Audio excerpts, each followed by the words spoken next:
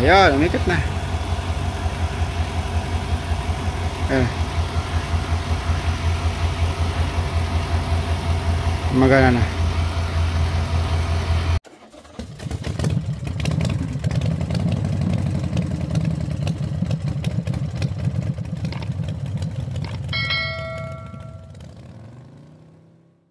Hey guys, welcome sa akin kay Adult Tricks. So bali itong unit ay Chevrolet Tahoe.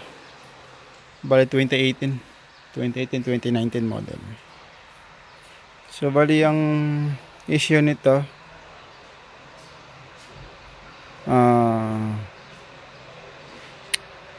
yung auxiliary fan niya ayaw gumana.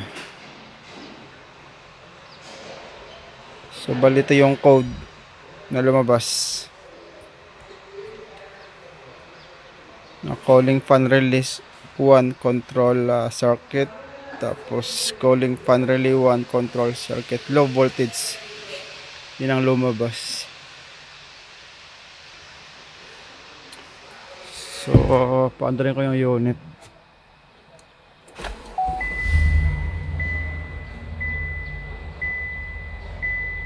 Nalagay na engine vehicle service. So aircon ko para gumana. Tingnan natin kung magana yung auxiliary fan o kaya yung radiator fan.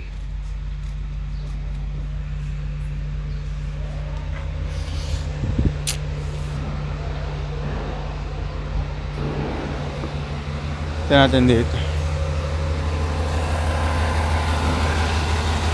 So ayaw.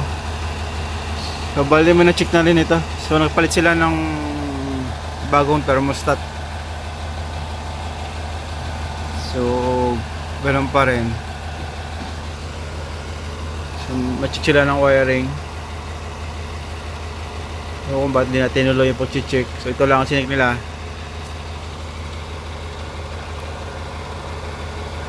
So bali may yung gumagana yung compressor, namamatay. So try kong bunutin itong,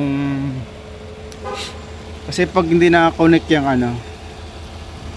try ko bunutin yung sa high pressure switch ng sa aircon. Tignan natin kung gagana yung auxiliary fan. Kasi pag naka-disconnect yan, mag-high speed kasi.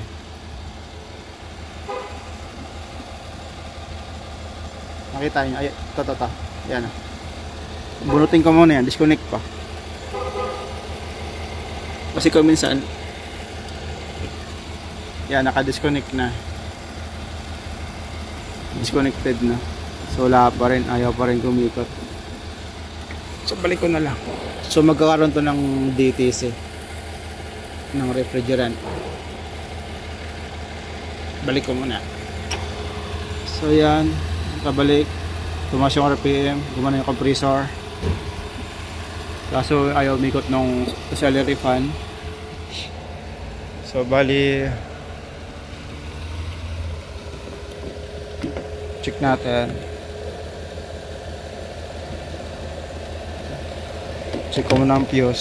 So malamang nagpalit na sila ng fuse box nito. Kasi may bakat na lang. Yan, malinis na. May bakat na dyan. So mga posibilidad na pinanggalingan ng issue. So nagawa na nila. Malamang itong fuse box pinalitan na rin to, itong fuse box na to. So malamang ito yung fuse ng auxiliary fan. Dalawa na yan. So confirm na natin. So malamang yun na yan.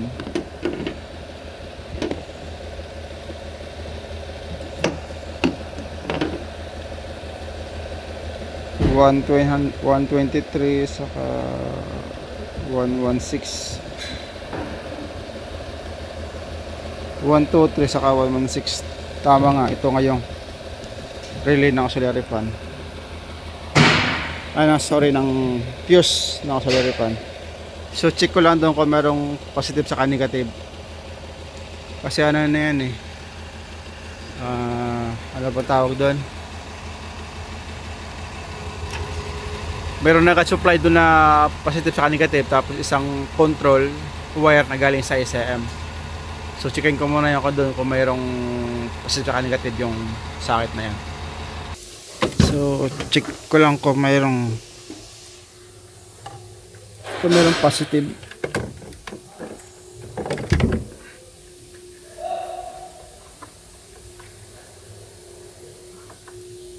Yan o, bali na tayo yung malaking wire ng dalawa. Isang negative, isang positive. Tapos itong signal galing sa ICM. Yan o, brown na may yellow.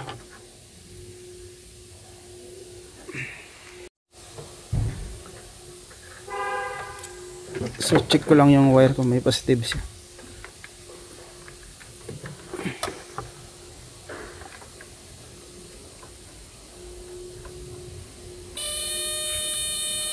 So meron. Check ko rin yung isang socket na yun sa kabilang motor. Hindi ko makita.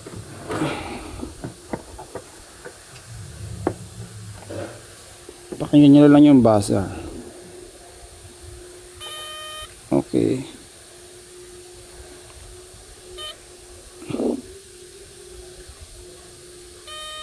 Okay, meron siyang positive. May positive wire. So ang kailangan natin ay negative. So lipat ko lang sa negative itong test light.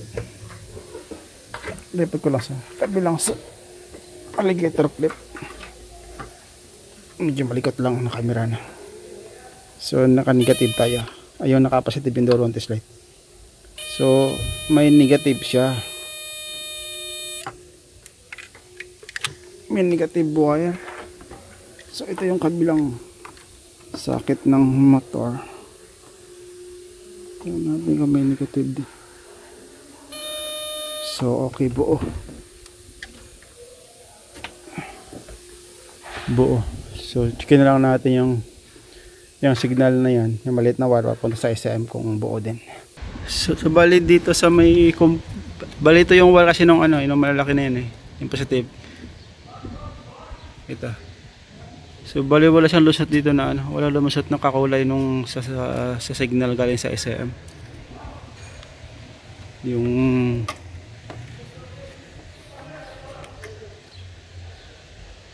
kulay brown na may yellow. So walang lumusot. So bali dito lang yung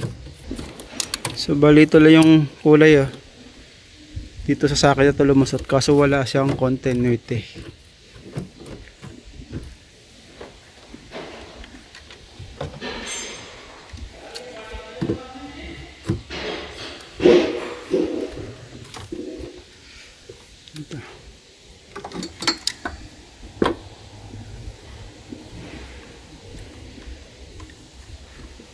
Ito wala. Dito dumaan yung wire na yung signal.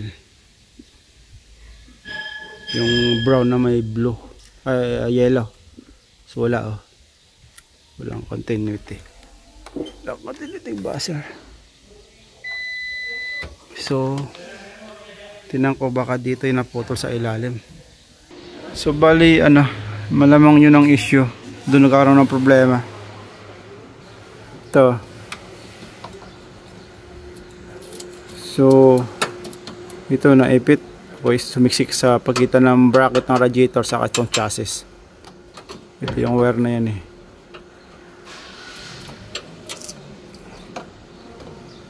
yan. So dapat dito yung nadaan kaso dito sumiksik sa dito. Baka dyan siguro nagkaroon ng so ipapulat ko muna to, lalabas ko muna to. So walang tama itong naipit. Wala sa tama rito. Okay yung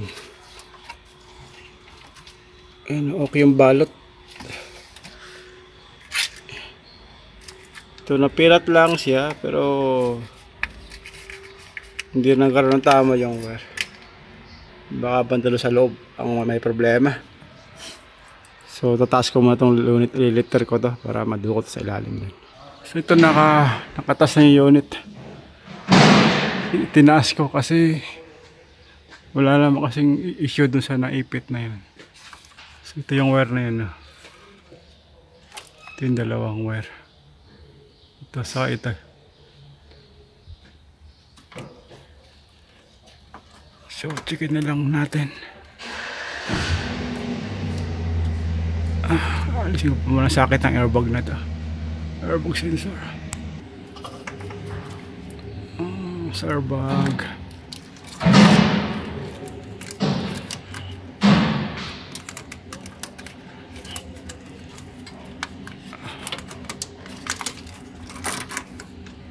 Subalatan ko na lang ito.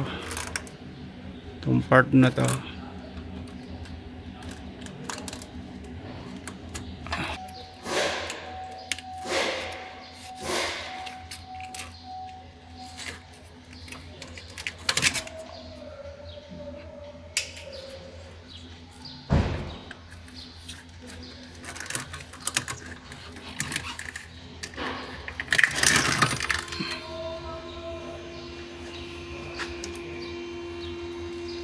Ayun.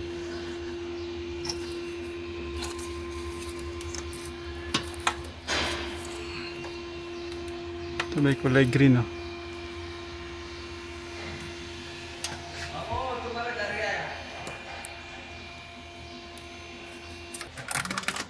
So bali ito.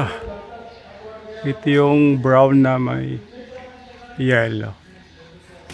Yan, putol.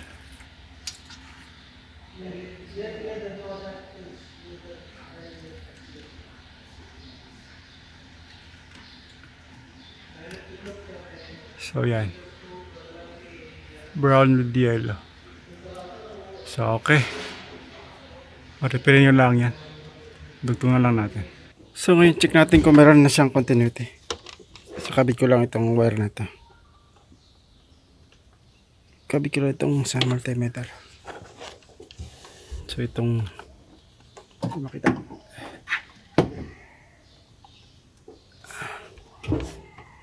ito. Check natin kung meron na siya, magbabas na siya. So okay na. Yan na. Kanina yan wala. So okay, tanggalin natin, check natin. So yung kabilang side meron na yan kasi isa lang naman ang control nila galing sa SM, isa lang wire. Okay, kabit ko na yung sakit. Kabit ko na yung sakit na ito. Okay. So switch on, engine start.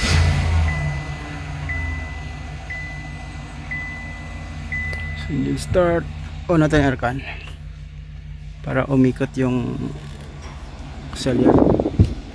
Lakas. Check natin. Ayan, umikot na. Ayan. Magana na.